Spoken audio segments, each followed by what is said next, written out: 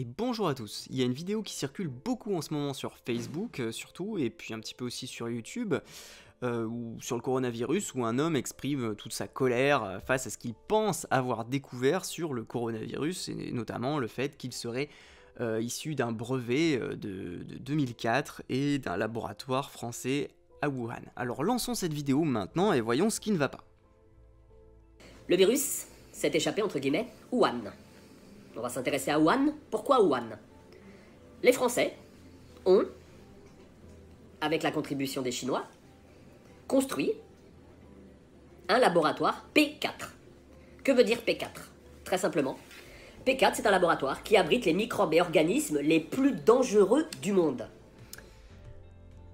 Alors oui, donc un laboratoire P4 franco-chinois a effectivement été construit à Wuhan et achevé en 2015 et inauguré en 2017. Alors qu'est-ce qu'un laboratoire P4 ou BSL-4 en anglais?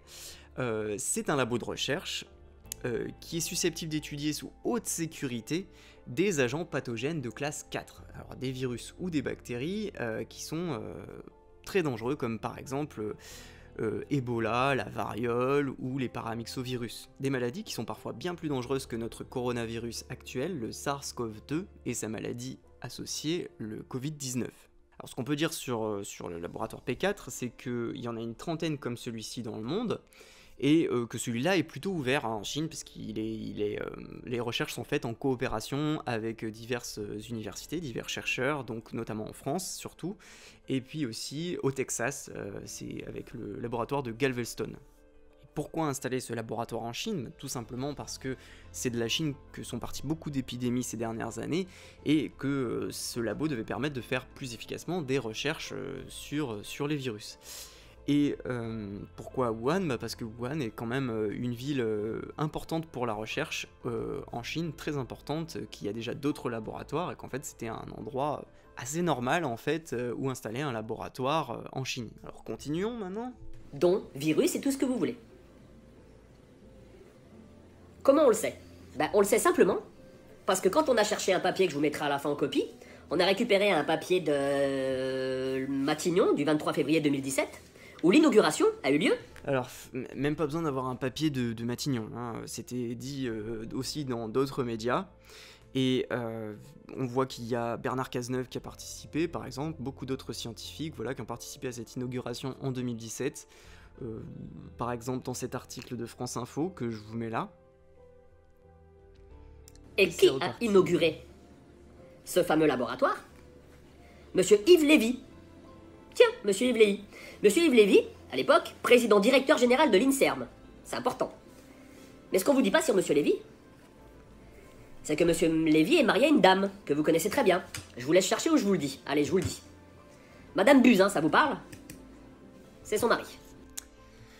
Alors, oui, c'est normal que le mari d'Agnès Buzyn ait été parmi les personnes présentes à l'inauguration de ce nouveau laboratoire en Chine, tout simplement parce qu'à l'époque, il était le président de l'INSERM, de l'Institut d'études et de recherche médicale, et comme c'était un projet franco-chinois, forcément, il était invité. Comme je vous le disais, le labo P4 de Wuhan a justement été fait en partenariat avec la France suite aux diverses épidémies de SARS-CoV, de H5N1, de H7N9 pour lutter plus efficacement contre les virus, spécifiquement dans cette région du monde. Allez, ensuite, qu'est-ce qu'on a? Voilà, on a fait le tour déjà. Wuhan, que s'est-il passé? Le problème, c'est qu'on n'a pas d'écrit, on n'a pas de preuves. Vu qu'ils font tous les tests sur des chauves-souris.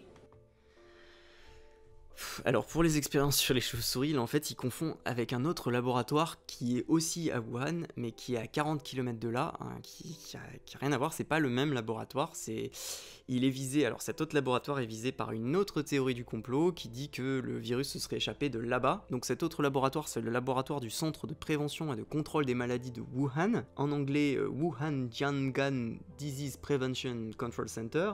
Et le laboratoire P4, dont il est question dans cette vidéo, dont le monsieur parle là, c'est le Wuhan Institute of Virology, qui se trouve donc 40 km plus rien, qui n'a rien à voir. C'est là où on fait effectivement, où on a fait en tout cas des expériences sur les chauves-souris. 这里的蝙蝠它主要是菊头蝠和蝠翼蝠。如果说我们的皮肤裸露，很容易接触到蝙蝠的排泄物味的物体，所以说这个风险比较大。要探寻出一个蝙蝠族群和病毒的共生关系，往往在山洞里要住上几天。 Mais de toute façon, les experts aujourd'hui pensent que le virus n'a pas pu passer directement de la chauve-souris à l'humain. Ils pensent qu'il y a eu un autre intermédiaire qui serait le pangolin. Et donc, ça me semble un peu hors sujet du coup de parler de chauve-souris. Surtout qu'il prétend que par la suite dans la vidéo que le virus a été fabriqué. Donc ça me semble un peu étrange de parler de chauve-souris là, dans ce contexte. Si on a voulu fabriquer un virus à partir d'une chauve-souris, alors du coup pourquoi le pangolin il a un virus qui est encore plus proche génétiquement que celui de la chauve-souris, voilà, c'est tout ça on voit qu'il l'a pas recherché en fait. Alors on attaque la suite. Bien sûr, P4, laboratoire, hein, bien sûr, laboratoire qui est chimique. Laboratoire qui est chimique. Qu'est-ce que ça veut dire? Qu'est-ce que c'est qu'un laboratoire chimique? Alors, laboratoire P4, c'est un endroit où on garde des souches de maladies et où on fait des tests, des analyses dessus, et puis on les stocke hein, aussi, voilà, pour diverses expériences. Mais à quel moment c'est chimique? D'où il sort ce mot chimique? Qu'est-ce qu'il en sait lui de ce qui se passe dans un laboratoire P4? Moi je suis pas virologue, je sais pas exactement ce qui se passe dans un laboratoire P4 à part ce que j'en ai lu, voilà, en faisant quelques recherches, mais j'ai pas à ma connaissance d'expérience chimique. Je sais pas ce que ça veut dire en fait ce mot chimique. J'ai l'impression qu'il est juste là pour appuyer le message un petit peu de peur, le message de waouh le labo méchant chimique, vous voyez?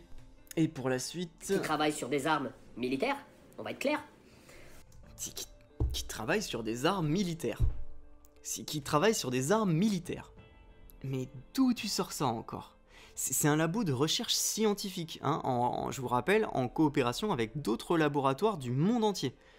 Donc, il n'y a rien de militaire. Le mec, il sort ça de son chapeau, quoi. C'est vraiment...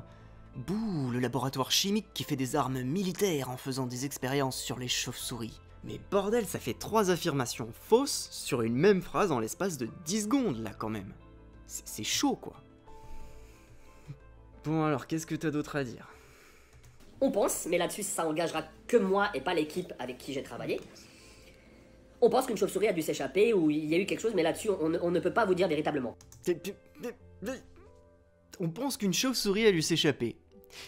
Moi je pense qu'elle s'appelait Gisèle et qu'elle faisait du poney tous les vendredis matins aussi. Alors déjà de 1, tu confonds 2 laboratoires qui n'ont rien à voir entre eux, donc déjà celui dont tu parles de toute façon il n'y a pas de chauve-souris dedans, donc déjà c'est faux.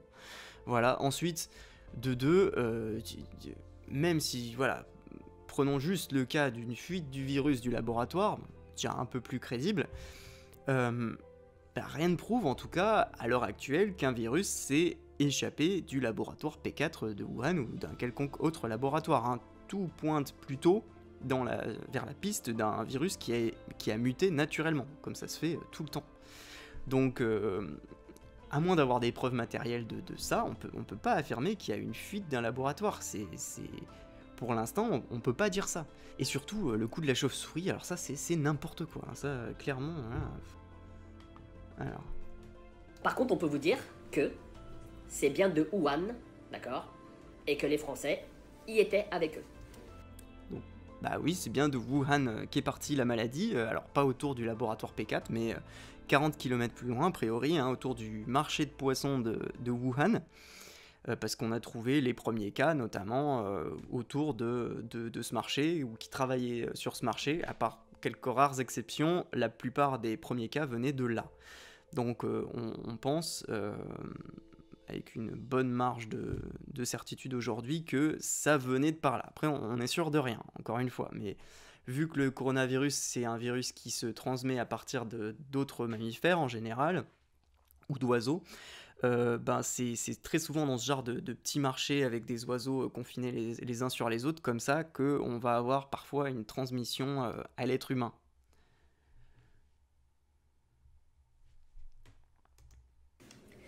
On va revenir sur le coronavirus. C'est assez important, parce qu'en fait on vous parle de souches. Le problème c'est que dans cette espèce de virus, on trouve 2 souches. C'est impressionnant, 2 souches. Comment dans la nature 2 souches peuvent se rencontrer? Donc là je comprends pas trop de quoi il parle avec ces 2 souches.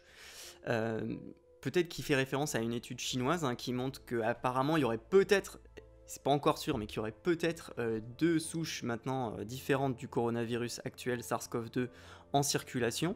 Une souche qui serait plutôt chinoise et une souche qui aurait évolué, qui serait plutôt italienne, et qui serait donc en France aussi, et qui serait plus virulente. Mais on n'a aucune certitude, encore une fois, ça n'a pas été confirmé. Et surtout, je comprends pas ce qui est impossible. Il dit que la nature aurait jamais pu faire 2 souches de coronavirus comme ça. Alors, qu'est-ce que ça veut dire? Pourquoi il peut pas faire 2 souches? Les virus, en fait, ils mutent en permanence. Hein. C'est comme, par exemple, la grippe qui mute en permanence aussi. Et c'est une caractéristique des virus, et encore plus des coronavirus qui mutent très facilement, parce qu'ils ont un génome à ARN, je crois, d'après ce qu'on m'a expliqué, parce que moi, je suis pas un expert, mais moi, j'écoute ce que disent les experts, voilà, contrairement à certains. Et donc effectivement, les virus mutent très facilement dans la nature, donc c'est pas étonnant qu'on se retrouve parfois avec plusieurs souches différentes qui se baladent. C'est même la principale peur des virologues en général, parce que du coup le vaccin, s'il y en a un qui sort, il pourrait après être moins efficace, parce qu'il pourrait être efficace face à certaines souches, et puis pas efficace face à certaines autres souches qui ont évolué différemment avec d'autres mutations. Donc ça c'est une préoccupation habituelle des virologues, des spécialistes, et donc c'est pas étonnant si à un moment donné le coronavirus finit par muter. Je vois pas ce qui est contradictoire avec la nature, donc je comprends pas son argument. Donc mon conseil, c'est qu'il faudrait que cette personne envisage sérieusement de se pencher sur une théorie scientifique qu'on appelle la théorie de l'évolution. Peut-être qu'il apprendrait certaines choses. Bah on a cherché. Et comme je vous dis, à la fin, je vous mettrai les initiales des gens avec qui j'ai travaillé, parce que certaines personnes ne veulent pas être dévoilées au grand jour, ce que je peux comprendre. On a trouvé en fait coronavirus associé au SRAS. Associé au SRAS. Qu'est-ce que c'est le SRAS? C'est un virus. Alors, oui, c'est un coronavirus qui est associé au SRAS. Parce que le virus SRAS, ou SARS-CoV de 2003, était aussi un coronavirus, hein, c'est une famille de virus, et qu'il était associé à la maladie du SRAS, qui est le syndrome respiratoire aigu sévère. Mais en fait, c'est 2 choses différentes, le virus et la maladie. En fait, la base de toute la confusion de ce mec, c'est qu'il confond le virus et la maladie associée au virus. Ce coronavirus décrit dans le brevet de 2004 est associé au SRAS parce que le SRAS, c'est une maladie et pas le virus lui-même. C'est une maladie provoquée par le virus. Le SRAS, c'est la maladie provoquée par le coronavirus SARS-CoV. En fait, c'est comme le sida, vous voyez, il y a le virus VIH et il y a la maladie associée au virus qui est le sida. Donc là, en fait, ce qu'il va faire le mec là pendant toute sa vidéo, c'est nous parler du SRAS de 2003. Tout simplement. Et c'est reparti. Et on a cherché, on a retrouvé en fait que dernièrement, quand je dis dernièrement, on est remonté jusqu'en 2003, juste pour vous donner les chiffres. 2003, on trouve des traces d'un fascicule d'un brevet européen. Oui, vous avez bien entendu. J'ai un fascicule dans les mains, comme quoi il y a bien un brevet européen indiquant nouvelle souche de coronavirus, d'accord, associée au SRAS et à ses applications. Donc là, le fameux brevet européen de 2004 dont il parle, c'est tout simplement une souche du virus SARS-CoV de 2003. Et qui était responsable, donc, comme je l'ai dit, de la maladie du SRAS. Et donc ce brevet qui a été déposé par des scientifiques en 2004, il vise tout simplement à faire valoir le fait qu'ils ont été les premiers à isoler le virus, ou une souche du virus. C'est ce qui est une étape fondamentale en fait dans la recherche pour un vaccin éventuellement de celui-ci. Donc encore une fois, ce brevet n'a rien à voir avec le coronavirus actuel qui est le SARS-CoV-2. C'est en fait tout simplement un brevet de scientifiques français qui avaient réussi à isoler une souche du virus SARS-CoV, le premier du nom, celui de 2003. Ensuite... Alors, le document que j'ai entre les mains, je vous mettrai le lien, vous pourrez aller le télécharger, je vous conseille de le télécharger avant qu'il l'enlève. Non, ils l'enlèveront pas, hein, puisqu'il n'y a rien à cacher, c'est un brevet pour un autre virus. Site officiel, d'accord, dépôt de brevet, sous un numéro qui est le EP 16 94 829 B1. B comme Bertha 1. Je vous le mettrai en dessous sur la vidéo. Vous avez juste à taper ça. Vous allez arriver sur les brevets, bien sûr. Et là, qu'est-ce qu'on trouve? Le voilà le brevet. Le voilà le brevet. Non mais, le mec, mais regardez comme il jubile avec sa pile de papier, quoi. Il est là avec sa pile de papier, genre, regardez, c'est moi le plus malin, regardez, j'ai la vérité, moi, regardez, là, j'ai surligné, hein. Enfin, vous voyez, on voit dans ce genre de cas, on voit que c'est ce genre d'esprit qui fait que les théories complotistes, en fait, elles ont autant de succès, qu'elles sont aussi alléchantes, séduisantes. C'est que quand vous découvrez une théorie complotiste, vous vous sentez vraiment éveillé, vous avez vraiment cette impression très grisante pour l'ego d'être au-dessus du lot, d'être au-dessus du troupeau, d'avoir trouvé une vérité cachée que les autres ils ont pas. Sauf qu'en fait c'est faux, vous avez juste cru le truc le plus facile à croire, la version des méchants labos d'Agnès Buzyn qui ont fabriqué un virus. Vous avez juste cru voilà, ce qui était le plus facile à croire plutôt que de faire progresser vos connaissances scientifiques dans des domaines comme les virus et tout, enfin où c'est compliqué et où évidemment on n'aurait pas le même niveau de complexité si on voulait progresser dans ces connaissances-là. Donc c'est vraiment une façon de penser catastrophique, hein, ce type-là avec son sourire en coin qui jubile en se croyant plus malin que nous. À plusieurs moments de la vidéo, vraiment, il a cette espèce de ton condescendant en mode allez, je vous le dis ou pas, allez, ouais, je vais vous le dire, allez, je vous le dis. Enfin, vous voyez, il fait son ton mystérieux, genre voilà, il croit vraiment détenir des informations importantes, alors que non en fait. Hein. Et c'est vrai que bah, c'est un peu triste parce que là voilà, il se croit plus malin que nous dans cette vidéo partagée sur YouTube, mais il faut bien se dire que par contre les virologues, les épidémiologistes, les biologistes médicaux, enfin les experts qui vont regarder cette vidéo là, ils vont avoir de la peine pour lui en fait. Hein. Enfin, il est ridicule, clairement, Enfin bref. Voilà ce qui est en train de nous tuer aujourd'hui. Non, déjà, non. C'est pas ce qui est en train de nous tuer, parce que c'est un autre coronavirus. Hein. Celui-là, c'est le SARS-CoV de 2003. Voilà. Celui qu'il est en train de montrer, c'est le SARS-CoV de 2003. Celui qui est en train de nous tuer, comme il dit, c'est le SARS-CoV-2 de 2019. J'incrimine personne, je suis pas là pour ça. Le brevet, vous l'avez là. D'accord? Vous commencez sur la première page, on trouve les inventeurs. Inventeurs, j'insiste, inventeurs. Ils ont inventé. Ça, c'est très intéressant aussi. Il bloque sur le mot inventeur. Alors en fait, en droit civil, droit de la propriété intellectuelle, un inventeur, c'est aussi un découvreur. On dit par exemple l'inventeur d'un trésor en droit, quand vous découvrez un trésor. Donc ça n'a rien d'étonnant en fait, ces inventeurs-là, du brevet, ce sont les scientifiques qui ont réussi à isoler la souche du virus SARS-CoV. Donc c'est tout. D'accord? Ils ont pris 2 virus, tout est indiqué, les prélèvements. Le premier prélèvement a eu lieu à Hanoï. Vous voulez la date? Vous êtes assis? 2003, prélèvement 2003. Et alors oui, je suis assis, mais c'est quoi qui est étonnant avec cette date en fait, 2003, Hanoï? Donc l'hôpital français de Hanoï, il est connu pour avoir, devinez quoi, hein, l'hôpital français de Hanoï, il est connu pour avoir tout simplement combattu l'épidémie de SRAS en 2003. Donc là encore, tout se recoupe, c'est juste le SRAS de 2003 en fait. À cette époque-là, ils avaient confiné tous les patients et les membres du personnel soignant de l'hôpital français de Hanoï, et ils avaient finalement réussi à stopper la propagation du virus et à isoler la souche du virus SARS, ou SRAS donc, qui est donc tout simplement dans ce brevet là maintenant quoi. D'ailleurs pour l'anecdote, en mai 2003, les membres du personnel de l'hôpital ont été décorés de la médaille d'honneur pour acte de courage et de dévouement par le ministre de l'Intérieur Nicolas Sarkozy. Il n'y a rien d'anormal, c'est-à-dire le mec là depuis tout à l'heure, il confond le SARS-CoV de 2003 et le SARS-CoV-2 de maintenant. C'est-à-dire qu'il était tellement la tête dans le guidon, la tête dans son truc, qu'il a même pas fait une petite recherche Google pour vérifier l'état de l'épidémie de SRAS en 2003, et notamment au Vietnam ou à l'hôpital français de Hanoï. Vous voyez, il n'a pas trouvé ça. Alors je vous mets les sources en description, hein, bien sûr, comme d'habitude, avec, vous verrez, je vous ai mis un article archivé de 2003 de Libération qui parle donc de cet hôpital français à Hanoï. Et c'est reparti.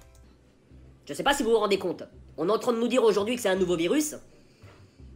On se fout de la gueule de qui là? On se fout de la gueule de qui?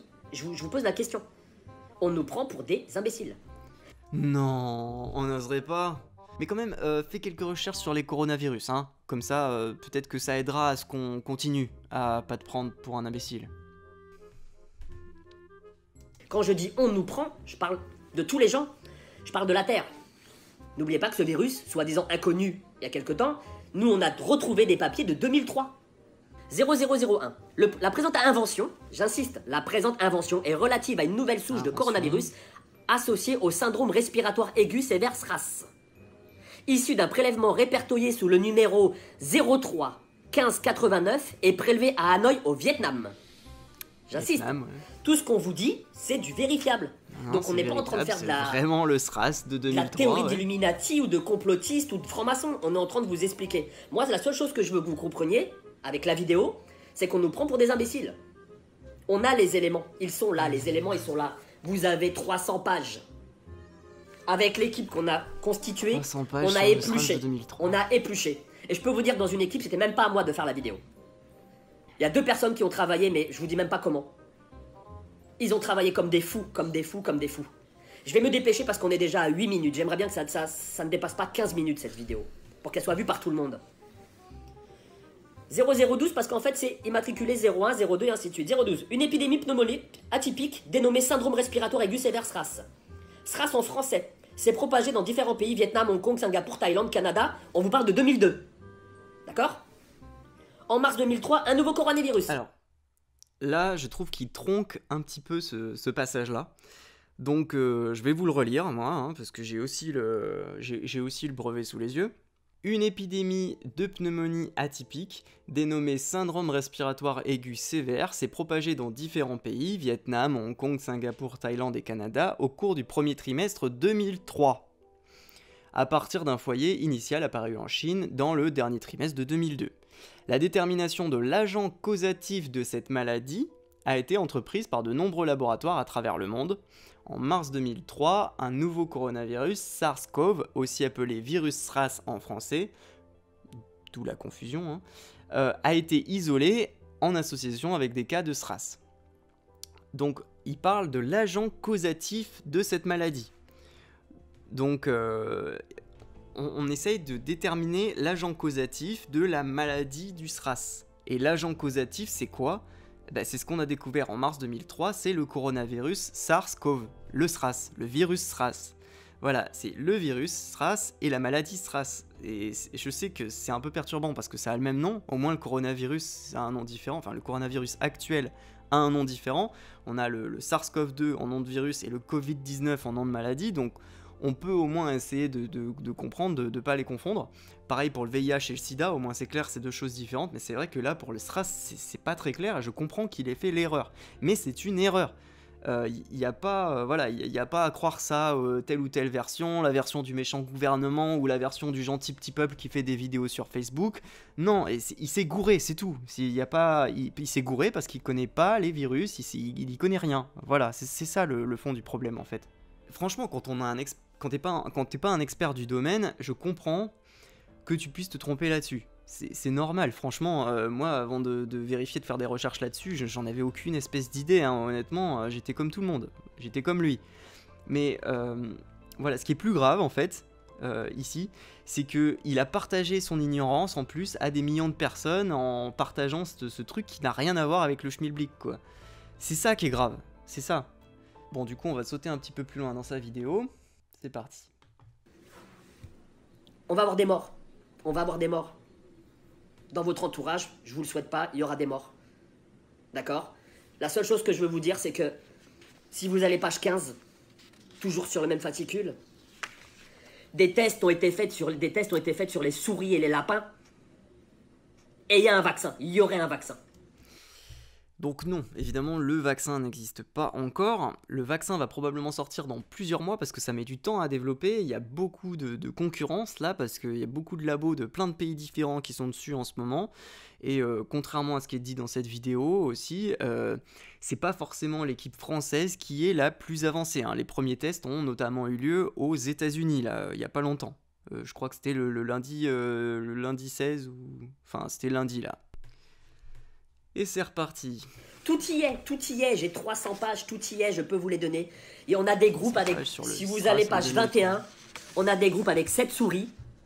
Elles sont immatriculées, vous inquiétez pas, ils ont fait ça bien. Hein. Immatriculées, les souris sont saines et saufs. On continue. Des sérums ont été mis en place. Le vecteur de la rougeole est un génome complet et souche vaccinale Schwartz de virus de la rougeole, dans lesquels des unités de transcription supplémentaires ont été introduites. Ils utilisent la rougeole pour trouver l'antidote. Ils utilisent la rougeole pour trouver l'antidote.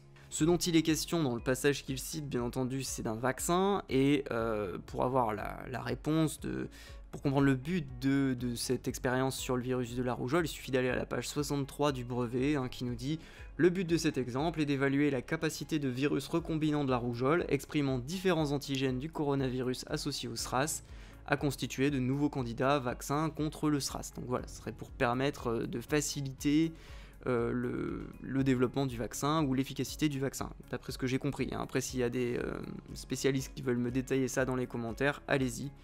Je serais très intéressé de lire ça. Bon, ensuite, je vais passer rapidement jusqu'à la fin, parce que vous avez compris que la plupart de ces affirmations, ensuite, sont liées à son erreur initiale entre le coronavirus du SRAS et le coronavirus actuel.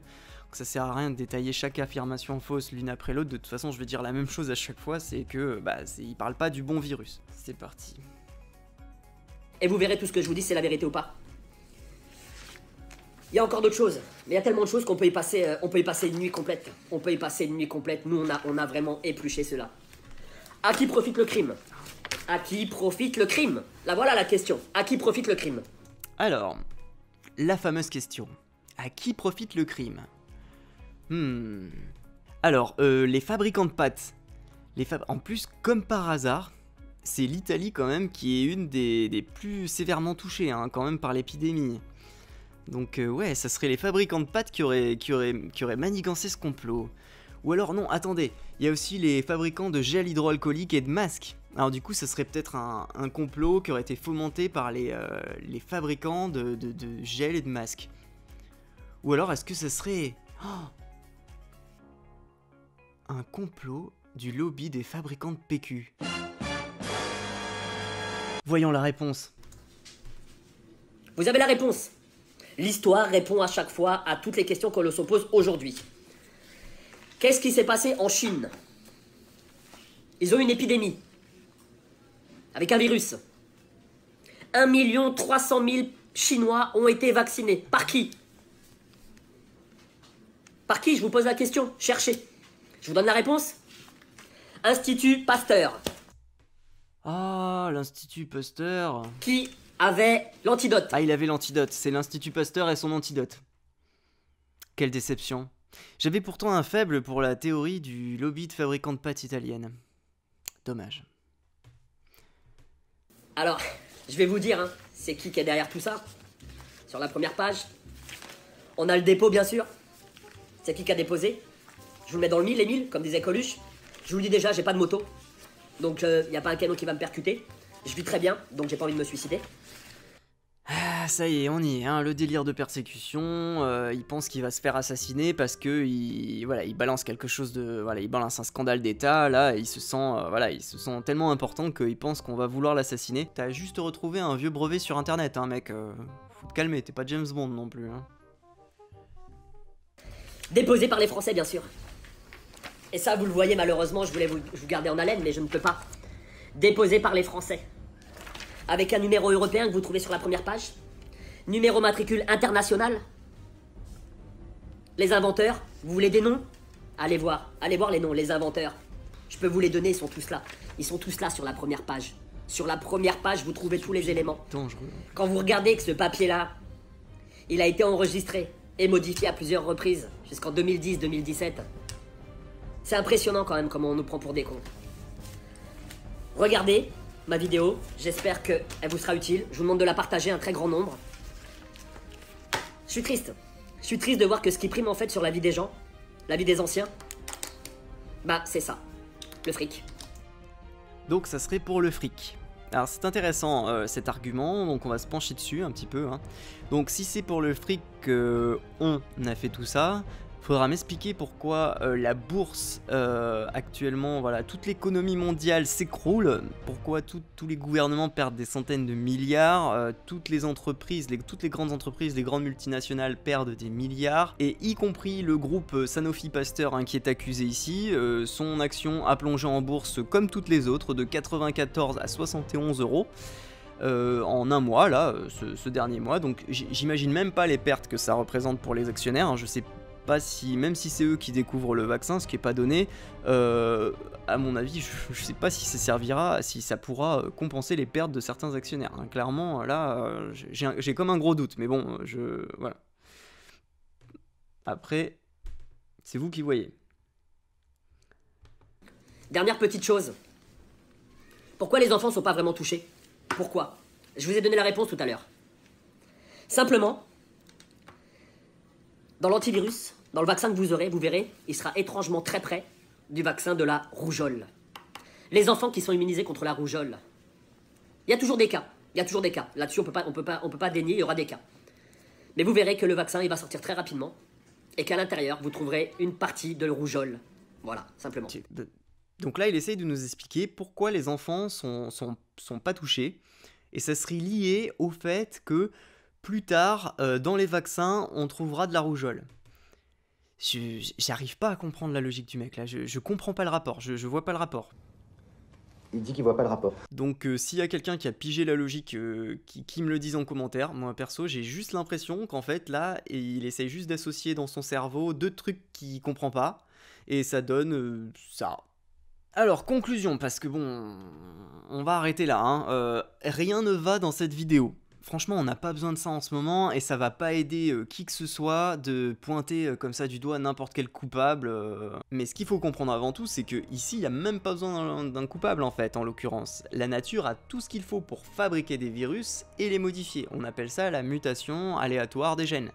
Quand la grippe espagnole a frappé le monde en 1918-1919, votre avis, est-ce que c'était à cause d'un labo secret du gouvernement?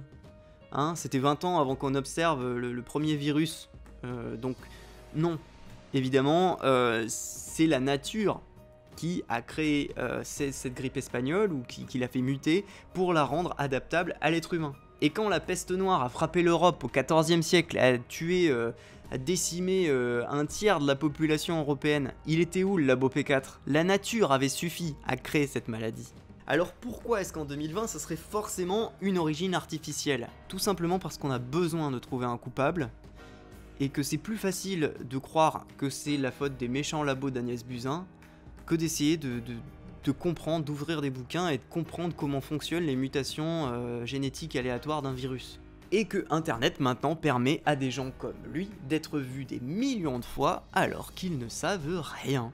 Donc attention à toutes les rumeurs qui circulent en ce moment sur le coronavirus, écoutez plutôt les autorités sanitaires ou les scientifiques, hein, plutôt que Jean-Michou du 38 avec sa caméra à 2 balles et ses recherches de brevets sur Google. Alors à noter au passage que toutes les études scientifiques qui arrivent là sur le coronavirus sont centralisées et sont disponibles sur le site de l'OMS, donc je vous mettrai le lien pour y accéder si ça vous intéresse de voir des vraies études scientifiques, ce qui est marqué dedans et tout, comment c'est fait. C'est compliqué mais au moins voilà, ça nous fait... Ça fait grandir nos connaissances plutôt que nos croyances. Allez, j'espère que cette vidéo vous aura intéressé, mais en tout cas j'ai trouvé important de la faire, donc n'hésitez pas à la partager sur les réseaux sociaux si jamais il y a des gens qui vous parlent de cette vidéo ou de ces théories-là. Je pense que voilà, à un moment donné, il faut qu'on s'y mette tous là si on veut combattre le truc, parce que... putain, ça circule en ce moment, c'est fou quoi, j'y arriverai pas tout seul, hein. Faut y aller tous là. Allez, salut, à bientôt.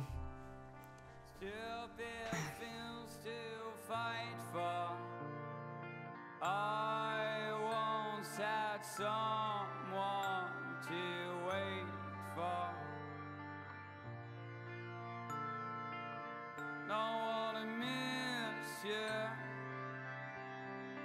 No matter what.